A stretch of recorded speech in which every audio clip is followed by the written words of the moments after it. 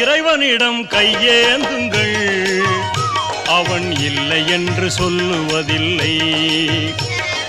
பொறுமையுடன் கேட்டு பாருங்கள், அவன் பொக்கிஷத்தை மூடுவதில்லை. இறைவனிடம் கையேந்துங்கள், அவன் இல்லை என்று சொல்லுவதில்லை.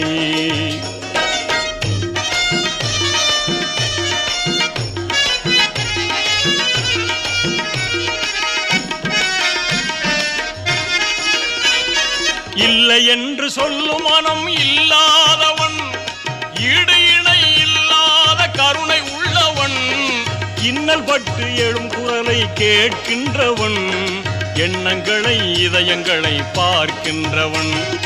இறைவனிடம் கையேந்துங்கள், அவன் இல்லை என்று சொல்லுவதில்லை.